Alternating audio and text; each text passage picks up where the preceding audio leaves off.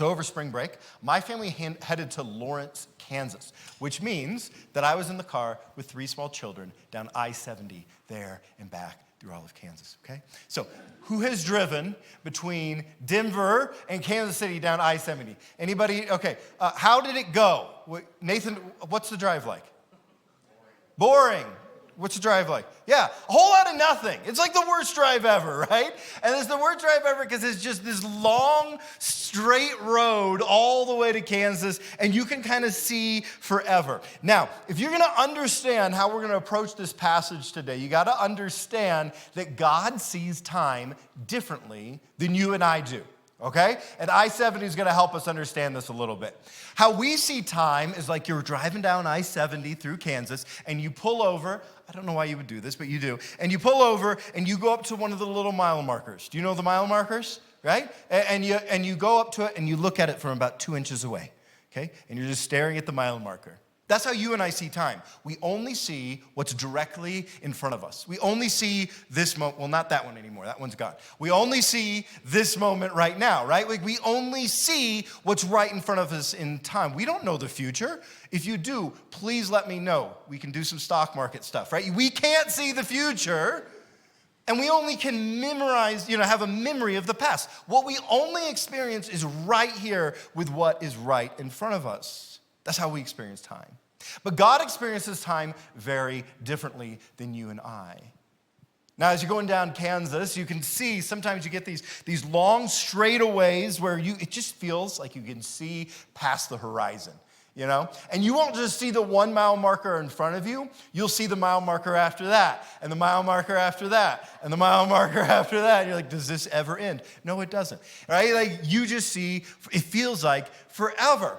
Now imagine if you were in your car and you were even in a straighter road and you could see all the way thousands and thousands of miles, thousands of mile markers for thousands of miles. You would begin to maybe get a little glimpse of how God can see time. Maybe even better, imagine being in a helicopter and you're way above the earth and you can look down on that Highway 70 that cuts right across Kansas and you can see all of the miles. Like you can see all the road at once. Any single mile marker, any single moment you could pick out and see. That's a bit how God sees time. When God sees time, because he stands outside of time, he can look at time, that long road with all the years, all the mile markers, and he can look at any moment, past, present, or future. It means nothing to him. He can see all of time. So we view time very differently than God. We see 1 mile marker, we see one moment, but God can see all moments at any moment, all the road, all the thousands of miles laid out before him. Today, Jesus is going to tell us, he's going to tell his disciples about 2 future events from his perspective, from his time, 2 future events. And these come at different times. But for him, because he's God, he can see all of time. And so he can see that these 2 events are going to happen. He can see into the future. And for him, it's not like it matters as much as it matters for us about this time. It might make our brains bleed, but for Jesus, it makes sense because he has the thousands of miles, the thousands of years of all of human history laid out before him. So he can be talking about mile marker 70 at the same time as he can see mile marker like 3,000. It's different for him. It's different for him. And that was what seems to be happening in this passage. Jesus is going to speak prophecy about the future in this passage.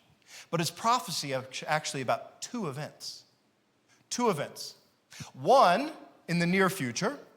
Remember, they're about 33 AD is when this is happening. And so one of these 2 events is in the near future, and one of the events is in the far future. So we're going to be looking at 2 events, and Jesus brilliantly weaves these 2 events, these 2 mile markers together. And by the end, we'll see why. So first, we're going to talk about the first event that he predicts. The first event of prophecy that he gives in Mark chapter 13, the near event. We'll look at the first 4 verses, Mark 13, 1-4. As Jesus was leaving the temple, one of his disciples said to him, "Look, teacher, what massive stones. What magnificent buildings! Do you see all these great buildings? Replied Jesus. Not one stone here will be left on another. Everyone will be thrown down. As Jesus was sitting on the Mount of Olives opposite the temple, Peter, James, John, and Andrew asked him privately, tell us, when will these things happen? And what will be the sign that they're all about to be fulfilled? So, the Mount of Olives, where they're standing, is this hill that's outside of Jerusalem. And from that hill in the first century, you could look down into Jerusalem and you would see it, the temple. Have you ever heard of like the wonders of the ancient world, right? The temple was one of the wonders of the ancient world. The temple complex and all of its courts and all of its stone was about 28 football fields large. Same square footage. And with height, you would have to take an Olympic swimming pool, put it on its side. It was as tall as an Olympic swimming pool is long. It was absolutely stunning. And so as they're kind of leaving this city, Jesus' disciples look at this thing and they're like, whoa, that's amazing. And Jesus is like, actually, it's going to get destroyed. And so they make it to the Mount of Olives, and they're looking for the Mount of Olives down at the temple, and Jesus is like, yeah, that thing's going to be destroyed. And so, of course, his disciples are like, when's it going to happen, and how do we know it's about to happen? Isn't that what you would ask, right? When's it going to happen, and how do we know it's going to happen? They're shocked. So when will the temple be destroyed? Well, this is going to be in the near future from when Jesus was speaking, in the near future. When will it be? It'll be near. In fact, in verse 30, Jesus says, this generation will certainly not pass away until all these things have happened. So again, this is occurring. Jesus is teaching this in 33 AD, and he says this is going to take place in one generation. One generation in Jewish thought is about 40 years. And so Jesus is predicting that it's going to happen within 40 years. Put your thinking cap on for a second. Do you think Jesus was only discussing an event that still hasn't happened 2,000 years in the future? No, of course not, right? Like he was talking about something that would happen during the lifetimes of the people who were listening to him. It's a very specific prediction. The temple will be destroyed before this generation passes away. Now, did that happen? Well, yes, history tells us that in 70 AD, about 50,000 Roman troops rolled up in Jerusalem, besieged it, eventually got into the city walls. They walked into the temple. They did some not so great stuff there, and then they burnt the place down. And it still has not been rebuilt even to this day. Jesus knew this first event of the destruction of the temple was a near future prediction. Now, having answered their question about when it would happen, they asked two questions, right? So he answers when. It'll happen within a generation. Now he goes on to answer their question of, okay, this is a monumental event in the life of the Israelites. This is a monumental event in the life of Israel. How do we know it's going to happen? Like, what should we be watching out for is their question. But within Jesus' answer and his predictions, you can now look back in history and go, did these things happen leading up to the destruction of the temple in 70 AD? Because we have all this history, Roman and Jewish historians like Josephus, about the events that led up to that. And the question is, did it happen? Were his warnings right? Well, here's the first one. Verse 7, when you hear of wars and rumors of wars, do not be alarmed. Such things must happen, but the end is still to come. Nation will rise against nation and kingdom against kingdom. Now, some people will read that and be like, well, wars are always happening. And it's like, well, yeah, but that's not their question. Their question is like, what are the signs that we're looking for right before the temple is to be destroyed? When is there, so if Jesus says a war, nation rising up against nation, you know that given their question, it has to be taking place in Israel. So what was the next major war that took place within the confines of Israel where a nation rose up against another nation? Well, in 66 AD, the Israelite people revolted against their oppressors, the Roman Empire. Rome had dominated them and oppressed them for decades, for generations. And finally, after a few really super messed up things that they did, the Jewish people revolted against the Romans. It did not go well for them. A nation, Israel, rose up against another nation, Rome. About 1 million. Josephus estimates as many as 1.1 million people died in this war. About 100,000 Israelites were enslaved to Rome. This revolt is what triggered Rome to invade Israel and destroy the temple. So Jesus' warning, his prediction that there'd be a war, a nation rising up against another nation before the temple was destroyed. Did it happen? Yeah. History shows Jesus was right. Here's another warning he gives, verse 8. There will be earthquakes in various places and famines. These are the beginning of birth pains. Did that happen? Well, in 64 AD, there was a massive earthquake in the region that destroyed some of the biggest cities, Laodicea, Colossae, and Hierapolis. Then in 66 AD, there was a major earthquake specifically in Israel. The Josephus tells us, he was this Roman and Jewish historian, and he tells us that it killed about 10,000 people. It was this huge earthquake just 4 years before the temple was destroyed. So Jesus gets it right. The word for famine here is starvation, and as Josephus tells us the story of the temple about to be destroyed, and Rome besieges, they circle the city. The city ran out of food, and people there were starving to death by the thousands. So Jesus was right. Verse 9, you'll be handed over to the local councils and flogged in the synagogues. On account of me, you will stand before governors and kings as witnesses to tell them. Verse 11 also tells us about the impending persecution of Christians that would happen right before the destruction of the temple. So did this happen? Well, yes. It's interesting. After Jesus dies and is resurrected, there's always bits and pieces of persecution that happens to Christians. But the very first officially declared persecution on the church, persecution on Jesus' followers by the Roman Empire took place starting in 64 AD. There was this Roman emperor that was absolutely nuts. His name was Nero, not the pizza. It was just Nero, right? And Rome burns. The city burns. And he needs to find a scapegoat because he might have done it himself. So he decides to falsely blame Christians. And so that kicked off an official period where Rome went around killing Christians, as many as they could get a hold of. We actually think that the apostles Peter and Paul were both put to death during this era of persecution. But this happened just 6 years before the temple was destroyed. So Jesus, again, predicted it correctly. Verse 14, when you see the abomination that causes desolation standing where it does not belong, let the reader understand. Then let those who are in Judea flee to the mountains. The abomination of desolation is a phrase. Does anyone remember when we were studying the book of Daniel? Was that last year? You can figure it out. Right? And so Jesus borrows this phrase from the book of Daniel named the abomination of desolation. And Daniel was giving prophecy too.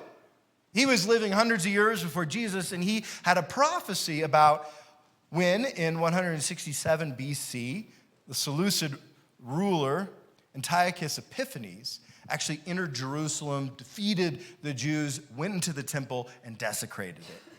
And in a similar way, Jesus is predicting that the temple itself will be desecrated. Did that happen? Well, yeah. The Roman army, when they moved into Jerusalem, before they destroyed the temple, they actually made sacrifices to their own false gods there. They desolated it. It was abominable. And one of the things that kicked off the entire revolt from the Jewish people is that in one of the synagogues, the Roman army entered it and desecrated it. And so did this happen like Jesus said it would? Yes, his prediction was right. Verse 15. Let no one on the housetop go down or enter the house to take anything out. Meaning, when you see these warnings, get out of there. Don't hang around. In verse 14, it said, flee to the mountains, right? And Jesus then goes on. The whole point of verses 16 to 20 is like, when you see these predictions coming play, you need to get out of there because like 1 million people die. Jesus is trying to take care of them. He's trying to warn them. Verse 23, so be on your guard. I have told you everything ahead of time. Meaning I've given you all the warning you need to escape, to see this coming, so you don't die with it. So there's way more in these verses that we don't have time for. You could do like a whole series of classes around these verses and how they're fulfilled in history just leading up to the destruction of the temple in 70 AD. And that was the disciples' questions that they ask, okay, Jesus, you said that the temple's going to be destroyed. When is it going to happen? Within this generation. What should we look for? These things, right? And Jesus now, as we are on the other side of this event in 70 AD, we can see he got it all right. It's amazing. He got it all right. So what in the world does Jesus predicting an event in 70 AD have to do with us? Well, this. Jesus perfectly predicting the near future proved he's God. Isn't it amazing that we live on the other side of this, and so we can look back and go, he got it right. He got it right. It's incredible. Imagine if someone right now, you saw him you went home, you're checking out the news, and there was some personality on the news that said, you know what? I believe the White House is going to be destroyed by the year 2065. You're like, what? And then they were like, well, here's 10 things that are going to happen in the 10 years leading up to it. You're like, sure, buddy, right? And then imagine 37 years from now when we're all in retirement homes, right? And it happens. And it happens exactly how the person predicted. And like all 10 of their predictions of what would happen leading up to it, all perfectly took place. What would you know about that person? Like at very least that God had told them, right? Because God sees time differently. He knows the future, and only God knows the future. And so by Jesus doing this, making this prediction, and us being on the other side of the event, we can look back and go, whoa, he knew the future. Maybe he is the God he said he is. Jesus perfectly predicting the near future proved he's God. But remember, Jesus wasn't just predicting one event. He was predicting two events. And so he's told you about this near event that he's trying to tell his friends, like, you don't need to die. Run out of the city when you see this happening. He's told you about this near event that took place in 70 AD, and he got it all right. But now he's going to use this opportunity to talk about a similar event that still has not happened even to today. An event that from his perspective, from the perspective of the disciples hearing this, was still very far in the future. This event is about when Jesus will return, about when Jesus is coming back again. It's two events. We had the near one, right? Destruction of the temple. Now we're going to look at the far event, the destruction of life as we know it, of history as we know it, the end of time, Jesus' return. And I got to say, have you ever met people who are super obsessed with this, right? And you're like, ooh, those people are weird. I agree, okay? And so sometimes what we can do, particularly as Protestant Christians, what we'll do is we'll either get super duper obsessed with it or we totally ignore it, right? And we need to have a healthy awareness of it is where we need to be. And so there are three things that you need to know about Jesus' return.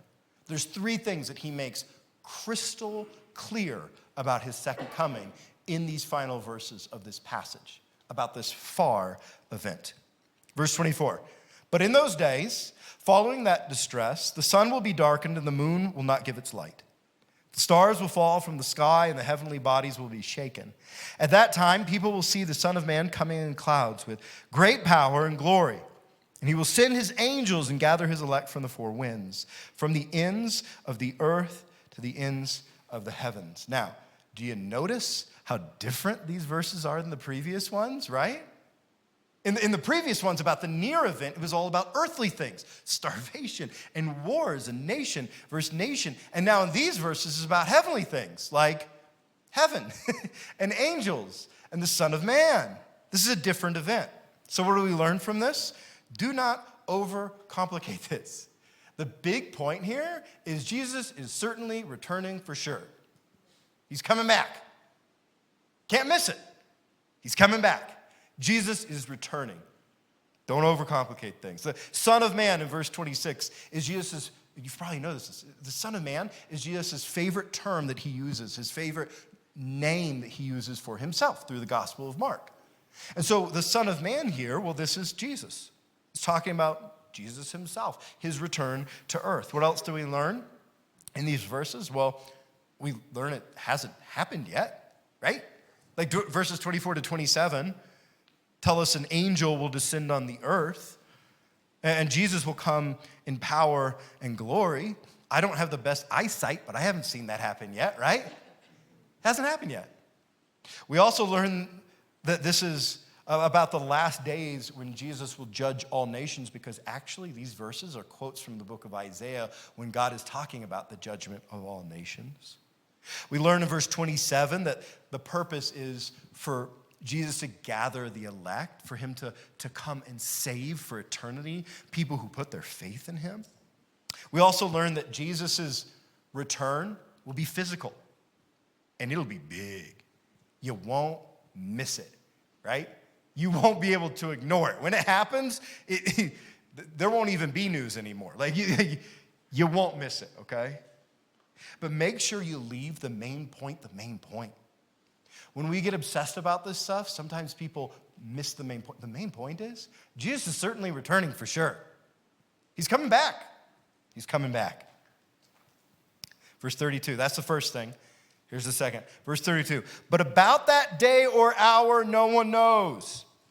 Not even the angels in heaven, nor the Son, but only the Father. Be on guard, be alert. You do not know when that time will come. It's like a man going away. He leaves his house and puts his servants in charge, each with their assigned task, and tells the one at the door to keep watch. Do you notice how different his discussion of the timing is in this event from the first event?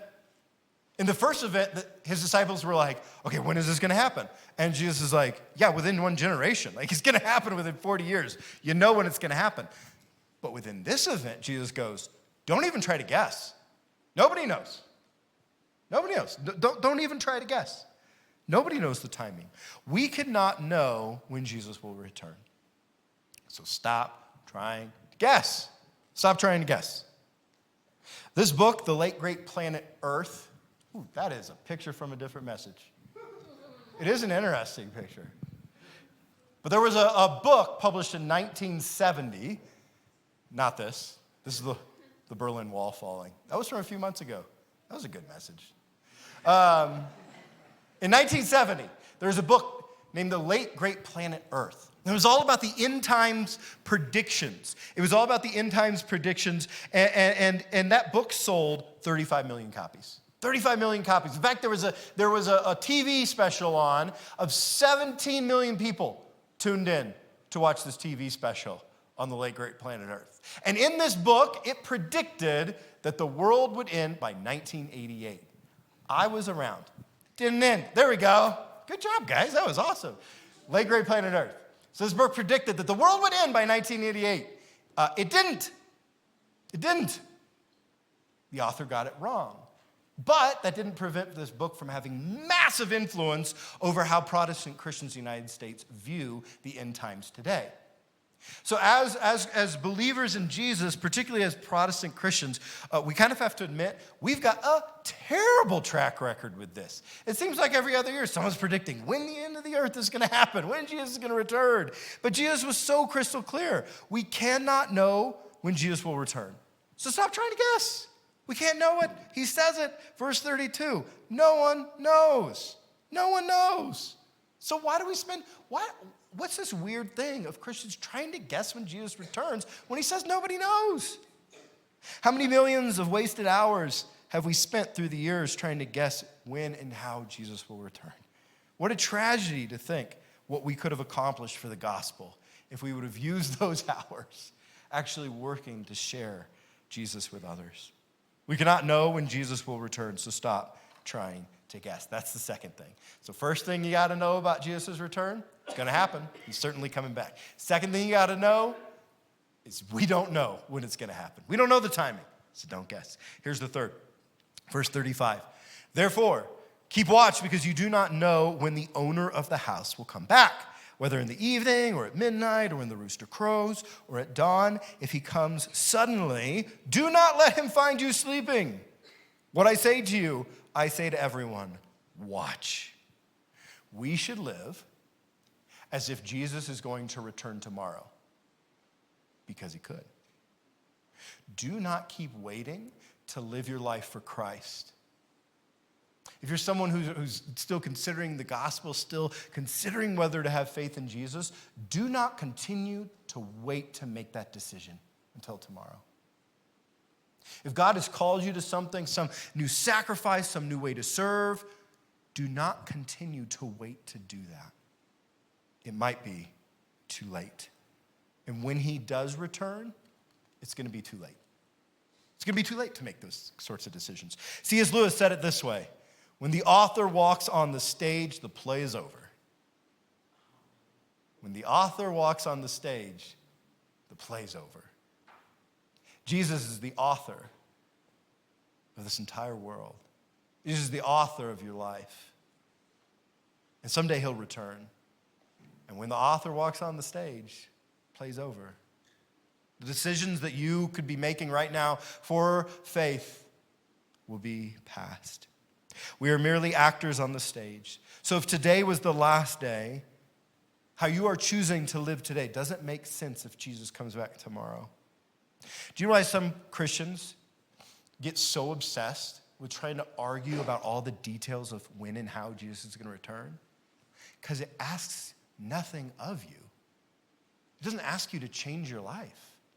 But if you just stand in the reality that Jesus could return tomorrow, how much does that ask of you? It asks you to serve. It asks you to sacrifice. It asks you to share your faith with urgency, right? And that's what we should be up to. Let's stop wasting our time trying to guess the whens and hows of his return and work for the gospel as if today was the last day to share it with everyone we know. We should live as if Jesus will return tomorrow because he could. Okay, there is so much in this chapter.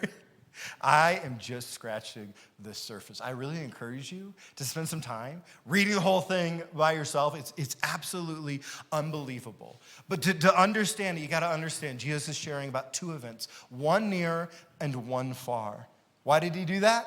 Because he doesn't see time like you do. He doesn't see time like I do.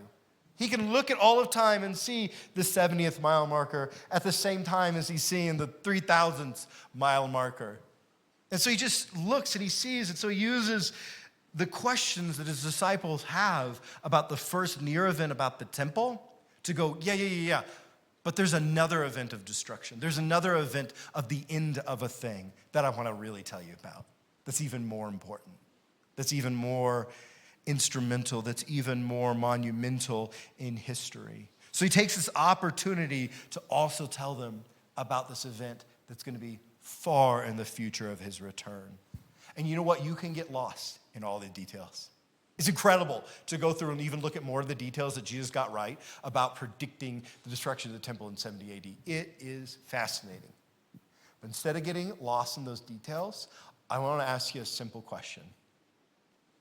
What if today was the world's last night? What if this was the world's last night? Because it could be. It could be. Think about this. Jesus was perfect in his prediction of what took place 37 years after he spoke these words. I mean, down to every detail, all these crazy details through this chapter. He was perfect. He got it all right. We know it from history. So why would we not assume that he's going to be perfect in his prediction of the end of time and his second return? I mean, that would be the safe prediction, right? That he's going to get that right too. What if this was the world's last night? In verses 34 to 37, Jesus gives this really interesting illustration of a homeowner, right? And some of his servants being there taking care of the house. So I think there's nothing better than to end on that illustration. Imagine that someone decided that you were going to home sit for them. They chose you to be a home sitter. It's one of these like super rich people up in Evergreen that has one of those mansions with like 100, you know what I'm talking about? Like 100 acres, and they see the mountains, and they have their own little driveway. It's heated, of course, and you've got a hot tub, because why not a hot tub? Like one of those houses, you know what I'm talking about, right? And you're like, I get to live in that house for free, and then they give you a salary to be there and take care of things. Like, this is incredible. And so on the way out the door, the homeowner's like, I'm gonna be gone for a while. But I need you, but you got a few tasks to take care of. Once you keep the place clean, just keep up with it, maintenance it. Hey, make sure you mow, make sure you get, shovel the snow. Just keep up with this. You got some things to do. Okay? And then, of course, your question is, when do you come back? Right? And the homeowner's like, well, you'll see. Just keep watching. Like, oh no. That means I'm gonna have to clean every day, right? Like, Wait, you're not going to tell me when you're coming back? No. You'll see. Just keep watch. Is it soon? Just keep watch. So what are you going to do? The homeowner leaves, right?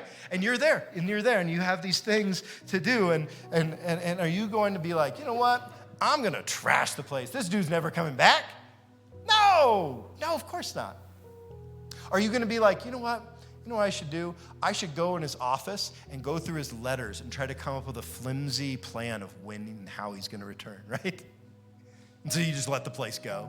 Or you stop cleaning the place because you want to keep trying to guess when he's going to come back, and you're like, well, if I guess it right, I'll just clean the one day before he comes back. No, what are you going to do?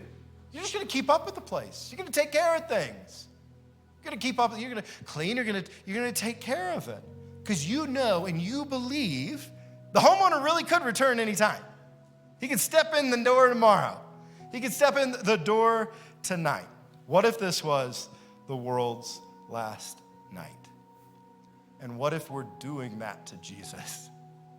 Like if you're someone who you don't have faith in Christ, or like you did and you're trying to come back to it, or you're trying to make your mind up about who Jesus is, I guarantee you one of your thoughts is, I've got time. I've got time. I'm good. I've got 50 more years of my life. You don't know that. What if this was the world's last night? Because when the author takes the stage, the play's over. And the time for that decision is too late. And so if you are someone who's wrestling with faith, who's trying to make that decision, you might not have 50 years. You might not have 50 days. You might not have 50 hours. There is no reason to wait. Jesus came, God came as one of us to die for us so that he could defeat death on the cross and by raising from the grave. And through believing in him, you can live not just tomorrow, but forever in a relationship with Jesus. And it is never the wrong time to make that decision. The best time is always right now because you don't know if tonight is the last night and he'll return tomorrow. And for those of us who are followers of Jesus, do we live like this? Or are we kind of making a mess of the place? I'll get my things together. Are we sharing the God? I think this is the most important part of how this changed our life. Are we sharing the gospel with our friends and our family and our neighbors with an urgency that if Jesus came back tomorrow, we'd have no regrets? Right? Are we living our lives with such a passion for Jesus? And are we living our lives centered on Jesus so much? Is our life consumed by faith in Jesus so much that if he returned tomorrow, it would make sense of what we did today?